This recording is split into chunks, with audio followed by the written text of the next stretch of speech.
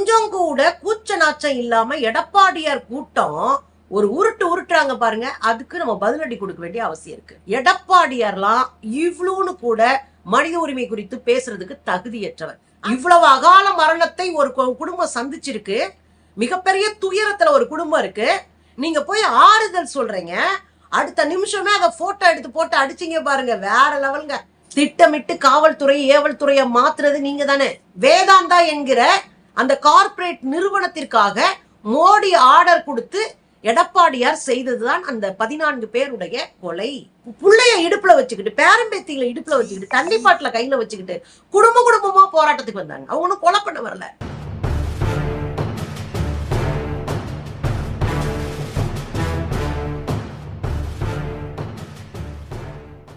வணக்கம் தோழர்களே.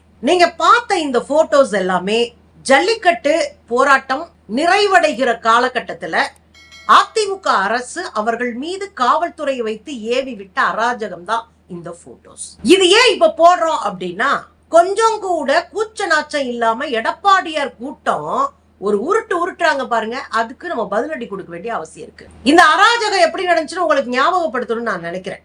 ஜல்லிக்கட்டு போராட்டம் நடக்கிற போது அதன் அருகே இருந்த மீனவ குப்பங்களில் இருந்து உணவு கொடுத்தாங்க, அவங்களுக்கு தண்ணி கொண்டு வந்து கொடுத்தாங்க, தங்குறதுக்கு இடம் கொடுத்தாங்க, அவர்களை பாதுகாத்துக்கிட்டாங்க இந்த உழைக்கிற மக்கள்.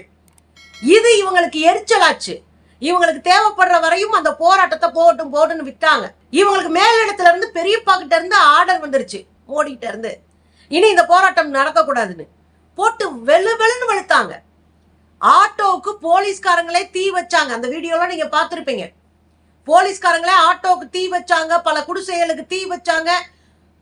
குப்பத்துக்குள்ள இறங்கி அந்த மீனவர்களை அட்டின்னு அடிச்சு நொறுக்கி வீடெல்லாம் துவம்சம் பண்ணி, போராட்ட களத்துல இருந்த இளைஞர்கள்லாம் அடிச்சு கைய ஒடிச்சு காலை ஒடிச்சு, அவங்க ஆடைகளை, பெண்களை ஆடைகளை களையறதுக்கு ட்ரை பண்ணி அது ஒரு பெரிய இஷ்யூ ஆகி மறுநாளே போய் உண்மை கண்டறியும் குழு பல உண்மைகளை வெளிக்கொண்டு வந்தாங்க.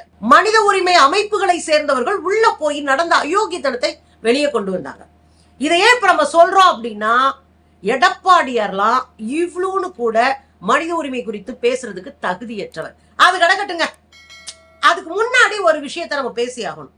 நம்ம அண்ணன் விஜய் அவர்கள் பாதிக்கப்பட்ட இந்த லாக்அப் டெத்தால உயிரிழந்த அஜித் குமாரோடைய வீட்டுக்கு போயிருக்காரு. வீட்டுக்கு போய் அவங்க அம்மா அவங்க தம்பியை சந்திச்சு 2 லட்சம் ரூபாய் கையில கொடுத்து ரொம்ப அடிச்சிட்டாங்களாமா அப்படின்னு ரொம்ப உருக்கமா பேசிட்டுலாம் வந்திருக்காரு. தப்பே கிடையாது. எதிர்கட்சியினர் போய் நிக்கணும், அவங்களுக்கு சப்போர்ட் பண்ணணும் அப்படின்றது. அதுக்கு அடுத்து நடந்துச்சு பாருங்க ஒரு கூத்து. நாடோடிகள் படத்துல ஒரு கேரக்டர், அவர் என்ன பண்ணுவாரு, இப்படி டஸ்ன்னு இப்படி உதவி செய்வாரு. உதவி செஞ்சுட்டு திரும்பி பார்த்தா அவர் உதவி செய்யறது பிளெக்ஸ்ல இருக்கும். அது நம்ம பார்த்து பயங்கரமா காமெடின்னு சிரிச்சிட்டு இருந்தோம். அந்த காமெடி தான் இப்ப நடந்திருக்கு. தென்காசி மாவட்டத்தில் இருக்கிற தமிழக வெற்றி கழகத்தினுடைய தொண்டர்கள் உடனே இவர் சந்திச்சு அந்த அம்மாட்ட பேசினது, அந்த அம்மாட்ட உரையாடினதெல்லாம் அப்படியே போட்டோவை எடுத்து போஸ்ட் அடிச்சு ஒட்டிட்டாங்க. போஸ்ட் அடிச்சு ஒட்டிட்டு மக்களுக்காக ஒருவன், மக்களில் ஒருவன் அப்படின்னு போஸ்ட் பாருங்க. பாத்தீங்களா? இங்க ஒரு உதவி செஞ்சா உடனே ஒரு நாள் போஸ்ட் அடிச்சு நீங்க ஒட்டுறீங்கன்னா இது உதவி இல்ல, இது விளம்பரம். இது உங்க அரசியல் தேவைக்காக, ஓட்டுக்காக நீங்க செய்து கொள்ளுகிற விளம்பரம். கொஞ்சம் கூச்சப்படணும். இவ்வளவு அகால மரணத்தை ஒரு குடும்பம் சந்திச்சிருக்கு. மிகப்பெரிய துயரத்துல ஒரு குடும்பம் இருக்கு. நீங்க போய் ஆறுதல் சொல்றீங்க. அடுத்த நிமிஷமே அதை போட்டோ எடுத்து போட்டு அடிச்சீங்க பாருங்க, வேற லெவலுங்க. வீடியோ வெளியே வந்துச்சு, அதெல்லாம் ஓகே. அது சமூக வலைத்தளங்கள் அப்புறம் நம்ம நேத்துல இருந்து பார்த்துட்டு தான் இருக்கோம். அதெல்லாம் லைக்க கூட போட்டு விட்டு வந்தோம் நம்ம, அதெல்லாம் கரெக்ட். மறுநாளே அதை நீங்க வந்து போஸ்ட் அடிச்சு ஒட்டி உங்களுக்கு புகழ தேடுறீங்க, மக்களுக்கானவன்னு ஒரு ஸ்டாம்ப் போட்ட பாக்குறீங்கன்னா நாகரிகமா? நான் இன்னொன்னு கேக்குறேன், உங்களுக்கு என்ன அரசியல் தெரியும்? அண்ணன் விஜய் அவர்கள் போய் பார்த்துட்டு வந்த உடனே விஜய் அவர்களுடைய முன்னாள் தம்பிகள் இருப்பாங்கல்ல, கட்சி ஆரம்பிச்சே 1 வருஷம் தாச்சு, அதுல பல பேர் வெளியே போயிட்டாங்க, அவங்க முன்னாள் தம்பிகள் ஆயிட்டாங்க. அந்த முன்னாள் தம்பிகள் பல கேள்வி கேட்டிருந்தாங்க. அதுல குறிப்பிட்ட ஒரு விஷயம் என்ன அப்படின்னா, இங்கெல்லாம் போய் நிக்கிறீங்க, இங்கெல்லாம் போய் ஆறுதல் சொல்றீங்க, ஆனா சொந்த கட்சியில இருந்த இளைஞர்கள் 10 ஆண்டு 15 ஆண்டு உங்க ரசிகர் மன்றத்துல உங்களுக்கு பாலாபிஷேகம் பண்ணி கட் அவுட் வச்சு டிக்கெட்டை வித்து ரோட்ல நின்று அடிதடி பண்ணி இவ்வளவையும் பண்ண ஒரு கூட்டம், அதுல 5 பேர் 6 பேர் செத்து போறாங்க முதல் மாநாட்டுல. போய் யாரும் பார்க்கலங்க. அந்த இளைஞர்கள் பூரா எளிய குடும்பத்து பின்னணியில இருந்து வந்தவங்க. ஏன்னா பணக்காரன் அவன் பிள்ளைய பணக்காரனா வளர்ப்பான். நம்ம பிள்ளைங்க தான் ரெட் தெருல போய் போஸ்ட் ஓட்டிக்கிறீங்க. அப்ப எளிய குடும்பத்து பிள்ளைங்களா அதுங்களா செத்தவங்க அத்தனை பேரும். பார்க்க நாதி இல்ல, ஒரு ஆறுதல் சொல்றதுக்கு வழி இல்ல. நாம போட்டு உடனே உடைச்சதுல 2 நாள் கழிச்சு புசியானந்து போய் 2-3 பேரை பாக்குறாரு. அத கூட இவர் செய்யல, தலைவர் செய்யல. ஒரு அறிக்கை வெளியிட்டு ஒரு அனுதாபம் தெரிவிங்க நம்ம சொன்ன பிறகு அறிவிக்கிறாரு. ஆனா அந்த மாநாட்டுக்கு போகும்போதே இந்த பசங்க இறந்துட்டாங்க. அந்த மாநாட்டுக்கு போகும்போதே இறந்தாருன்னா அந்த மாநாட்டுல ஒரு அஞ்சலி செலுத்தல, ஒரு அறிக்கை மறுநாள் விடல, ஒரு இரங்கல் மறுநாள் தெரிவிக்கல. நாம அடிச்சு அவருக்கு சொல்லித்தர வேண்டி இருந்துச்சு. அதுக்கு பிறகு அவர் அறிக்கை வெளியிறாரு, இரங்கல் தெரிவிக்கிறாரு, இந்த குடும்பங்களை வீட்டுக்கு கூப்பிட்டு பணம் கொடுக்கிறாரு. அதுக்கு இடையில சென்னையில இறந்து போன பசங்களுக்கு நேரடியா போய் சேகர்பாபு போய் கையில போய் பணத்தை கொடுத்து அவங்களுக்கு அஞ்சலி செலுத்திட்டு வந்துட்டார். எதிர்கட்சிக்காரங்களுக்கு ஒரு ஆளுங்கட்சி போய் அஞ்சலி செலுத்திட்டு பணத்தை கொடுத்துட்டு ஆறுதல் சொல்லிட்டு வந்த பிறகு அறிக்கையை வெளியிடுறாரு நம்ம அண்ணன் விஜய் அவர்கள். அப்ப இத கேட்பான்ல, அன்னைக்கு குமுறு இருக்குல்ல பாருங்களேன். முதலமைச்சர் ஆகி விஜய் வராரு அப்படின்னா நான் விஜய் ரசிகர் தான், இல்லைன்னு சொல்லல. ஆனா ஒரு மனிதாபமா இருந்து ஸ்டேஜ்ல ஏறும்போது ஆழ்ந்த வருத்தத்தோட தெரிவித்துக் கொள்கிறேன் அப்படின்னு ஒரு வார்த்தை சொல்லலாம். ஏன் சொல்லல? என் குடும்பத்துல என் உயிர் தானே பேருக்கு. பாத்தீங்கல்ல, இது நான் பேசலங்க, உங்க அமைப்புல இருக்கிற தம்பிங்க பேசுனது. ஒரு வார்த்தை பேசல, ஒரு வார்த்தை கேட்கலையேன்னு. நான் என்ன சொல்றேன்னா, விஜய் நிறைய இது மாதிரியான பொது இழப்புகளுக்கெல்லாம் போவார். பெரிய அளவுல பேசப்படுகிற இழப்புகளுக்கெல்லாம் போறாரு அவர். தங்கச்சி பாப்பா அனிதாவுடைய மரணத்தின் போது போனவர் தான், அதுல மாற்றுக்கிறதெல்லாம் நமக்கு இல்லை. அதே போல பல மரணங்களுக்கும் போயிருக்கிறாரு, அதுல மாற்றுக்கிறதே கிடையாது. ஆனா அரசியலான பிறகு அவர் அதுல அரசியல் செய்ய ஆரம்பிச்சிட்டாரு. இந்த அனிதாவுடைய மரணத்துக்கு போயிட்டு ரொம்ப பயங்கரமா இது பண்ணிட்டு உதவி செஞ்சுட்டுலாம் வந்தாரு. ஆனா வந்த மனுஷன் தான் போன முறை மாணவர்களுக்கு பரிசு கொடுக்கும் போது என்ன சொல்றாரு, அனிதாவுடைய வீட்டை நேரா பார்த்துட்டாரு, அந்த குடும்பத்துடைய துயரத்தை நேர்ல பார்த்திருக்காரு, அந்த குடும்பத்தினுடைய இழப்பை நேர்ல பார்த்திருக்கிறாரு. இதெல்லாம் பார்த்துட்டு வந்த மனுஷன் தான் என்ன பேசினார் மேடையில, நீட்டு தான் ஒரு படிப்பா, நீட்டு தான் ஒரு முக்கியமா, உங்க வாழ்க்கை முக்கியம் இல்லையா, நீங்க அப்படியா கனவு எப்படிங்க நீங்க முக்கியமானு கேட்பீங்க. அந்த கனவை அடைகிறதுக்கு ஏணிப்படிகளை உருவாக்குறது தான் தலைவனுடைய பொறுப்பு. அந்த கனவை அடைவதற்கான வழிகளை தேடி தருவதா ஒரு அரசியல் தலைவருடைய பொறுப்பு. அதுக்கு நீங்க மல்லு கட்டுங்க, நீட்டுக்கு எதிராக மல்லு கட்டுங்க. என் பிள்ளை கனவு காணாதுன்னு சொல்லாதீங்க, அது தவறு இல்லையா? அதையும் அண்ணன் சொன்னாரு. கடைசியில பார்த்தா இப்ப அரசியல் தலைவர் ஆயிட்டாரு, போஸ்டர் அடிச்சு ஒட்ட ஆரம்பிச்சிட்டாங்க. போஸ்டர்ல எம்ஜிஆர் மாதிரி அந்த துயரப்படுகிற அம்மாக்களுக்கு ஆதரவு கொடுக்குறாரு. இதெல்லாம் ஓட்டாகாது மிஸ்டர் விஜய், இதெல்லாம் ஓட்டாகாது. ஏன்னா தமிழ்நாட்டு மக்கள் அறிவு சார்ந்தவர்கள். நீங்க களம் கட்டாம, நீங்க ஒரு படைய கட்டாம, ஒரு படைய திரட்டாம, நீங்க ஒரு கோமாளி கும்பலை திரட்டி வச்சுக்கிட்டு வச்சு மேடையில வேணா நீங்க நாடகம் போடலாம், ஆனா களத்துல நிப்பாட்ட முடியாது. ஒரு போர்க்களத்துல பயிற்சி எடுத்த வீரர்கள் தான் போரை வந்து எதிர்கொள்ள முடியும். நீங்க பயிற்சி இல்லாத ஒரு கூட்டத்தை வச்சுக்கிட்டு நான் போர்க்களத்துல நிக்கிறேன்றீங்க, உதவாது. இது ஒரு பக்கம் இருக்கட்டும். இடையில தமிழ்நாட்டை மீட்போம்னு நம்ம ஐயா எடப்பாடியார் எக்கச்சக்கமா பேசியிருக்காரு. நேத்து பாத்தீங்கன்னா மதுரையில உதயகுமார் அண்ணா, அப்புறம் அங்க முன்னாள் மேயரா இருந்தவர், அப்புறம் பக்கத்துல ஹெச் ராஜா ஒரே குஜாலா போராட்டம் நடத்தி இருக்கிறாங்க. சரி, எதிர்கட்சியுடைய வேலை ஆளுங்கட்சிக்கு எதிராக போராட்டம் நடத்துவது, அரசியல் செய்வது, அதில் மாற்றுக்கிறதே கிடையாது, செய்யுங்க. அப்புறம் மறுநாள் போய் முதலமைச்சர் போன்ல பேசி கீசி முடிச்ச பிறகு நம்ம ஐயா எடப்பாடியாருக்கு எரிச்சல் ஆயிடுச்சு. என்ன இது, அந்தாலே பேசிட்டாருன்னா அப்புறம் நம்ம என்ன அப்படின்னு இவர் ஒரு வீடியோ காலை போடுறாரு. வீடியோ காலை போட்டு பேசுறாரு, நல்லா இருங்கம்மா, இது பெரியதுதான், ஒரு தாயை இழந்த ஒரு குழந்தை இழந்த தாய்க்கு தான் தெரியும், இது ரொம்ப பெரிய விஷயம், நல்லா பேசினார்.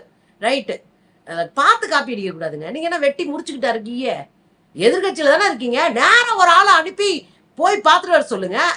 அது கூட ஆளுங்கட்சி போய் பார்த்து எல்லாம் செஞ்ச பிறகு போய் நிக்கிறீங்க, இது கூட அடிப்படையில் உங்களுக்கு தெரியாதா?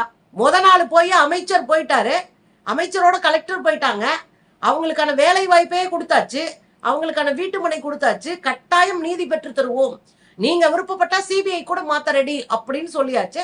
காவல்துறையினரை கைது பண்ணி உள்ள தள்ளியாச்சு. இம்புட்டு வேலையை முடிச்ச பிறகு அண்ணன் உதயகுமார் அவர்களையும் ராஜன் செல்லப்பா அவர்களையும் அனுப்பி வைக்கிறாரு.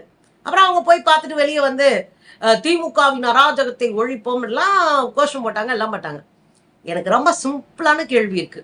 இந்த அராஜகத்தை ஒழிப்பது, ஆதிக்கத்தை ஒழிப்பது, காவல்துறையினுடைய அந்த அதீதமான திமிர்த்தனத்தை, அதிகார துஷ்பிரயோகத்தை எதிர்ப்பது அப்படின்றதெல்லாம் உங்க ஆட்சி காலத்துல நீங்க எதிர்க்கவே முடியலையே.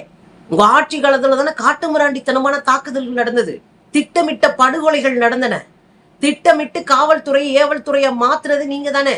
நாம இந்த கலவரத்துல பேசக்கூடாதுன்னு நம்ம நினைக்கிறோம், ஆனா பேச வைக்கிறானுங்க. நம்ம ஐயாலாம் ஓவர் சீனா போடுறாரு. இவர் என்ன பண்ணாரு?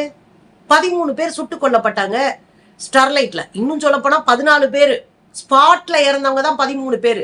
ஒருத்தர் சுட்டு அந்த காயத்தோட, குண்டடி காயத்தோட ஆஸ்பத்திரியில சேர்க்கப்பட்டவர் மறுநாள் செத்து போறாரு. இன்னும் என்ன நடந்துச்சுன்னு உங்களுக்கு நான் சின்னதா மறந்ததை ஞாபகப்படுத்துறேன். நடுராத்திரி காவல்துறையில இருக்கிற போலீஸ்காரங்க வீட்டுல குதிப்பாங்க.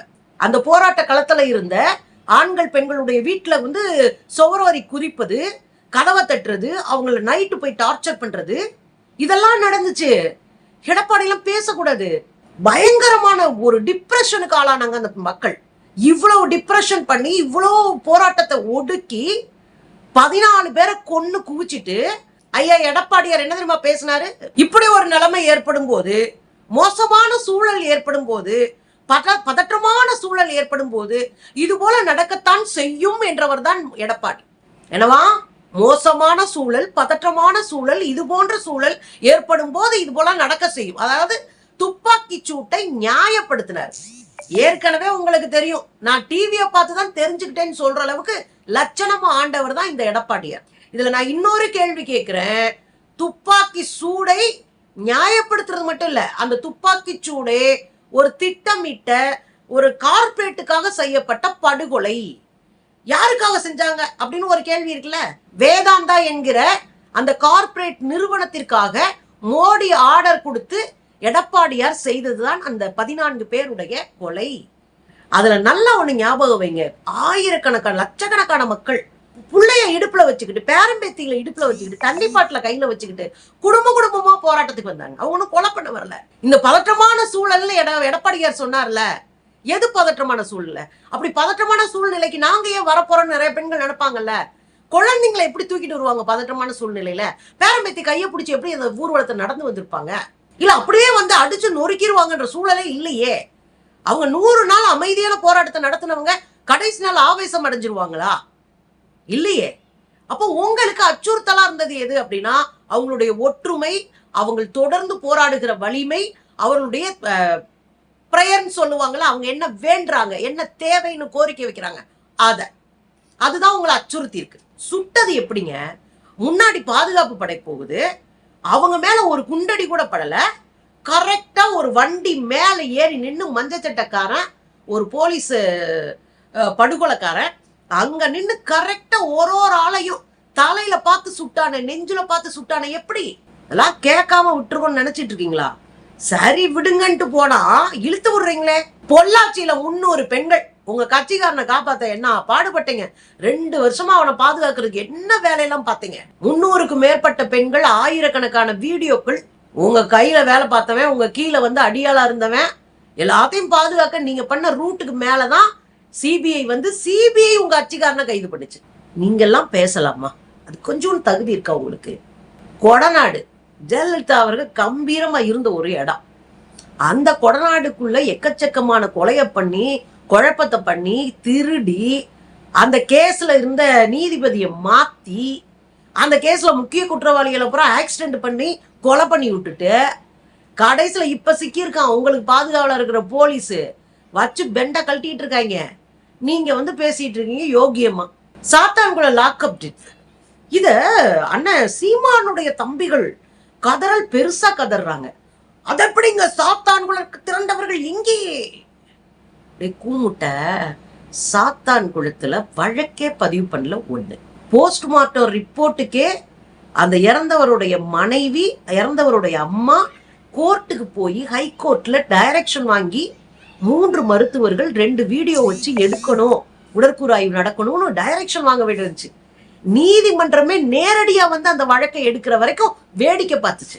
அந்த வழக்குல செத்து போன அந்த 2 பேரும் மூச்சு திணறி செத்துட்டாங்க, ஹார்ட் அட்டாக்ல செத்துட்டாங்க அப்படின்னு ஒரு உருட்டுனாரு முதலமைச்சர். யாரு? எடப்பாடியாரு. அதெல்லாம் தாண்டி எந்த குற்ற பின்புலமும் இல்லாத நீ சொல்றீல அதேதான் இப்பயும் எந்த குற்ற பின்புலமும் இல்லாத அந்த அப்பைய மகன் 2 பேரையும் கொண்டு போய் ஒரே நாள்ல ஒரு குடும்பத்தை காலி பண்ணது அந்த கூட்டம். அந்த நீதிபதியையும் மாத்துனீங்க. நீதிபதி அவர் பேர் என்ன பாரதிதாசனை மிரட்டி அவர் உருட்டி அப்புறம் கண்டெம்ட் ஆஃப் கோர்ட் நடந்து என்னென்ன உருட்டு வேலை பார்த்தீங்க. என்கொயரி ஆபீசர் இருக்கிற நீதிபதியை மிரட்டின முதல் கும்பல் நீங்க தாயா. இப்போ ஒன்ன புரிஞ்சுக்கோங்க, ஏன் இப்போ நிறைய பேர் நீங்க எதிர்பார்க்கிற ஆட்கள் வரல, சினிமாக்காரங்கள் ஏன் வரல, பொதுமக்கள் ஏன் போராட்டம் நடத்தல, ஏன் இதுல எந்த பெரிய ரியாக்ஷனும் இல்ல, எதிர்கட்சிகள் எதிர்பார்க்கிற எந்த பெரிய ரியாக்ஷனும் இல்லையே அப்படின்னு நீங்க கவலைப்படுறது புரியுது. ஏன் இல்ல யோசி. எப்பெல்லாம் போராட்டம் நடக்கும்? ஒரு அரசு செயலற்று இருக்கும் போது போராட்டம் நடக்கும். எதையுமே கண்டுக்காம ஜால்ரா போட்டுட்டு ஒரு அரசு இருந்து செயலற்ற அரசா இருந்தா மக்கள் போராட்டம் வெடிக்கும். அதுதான் எடப்பாடியார் ஆட்சியில பல போராட்டங்கள் வெடிச்சது. அரசு குற்றவாளிகளை காப்பாற்ற முயலுகிற போது போராட்டம் வெடிக்கும். அரசு பயங்கரவாதத்தை தூண்டுகிற போது மக்கள் சொல்லாம வந்து காலத்துல நிற்பான். அதுக்கு பல உதாரணத்தை எடப்பாடியார் ஆட்சியிலிருந்து எடுத்து பேசியிருக்கோம்.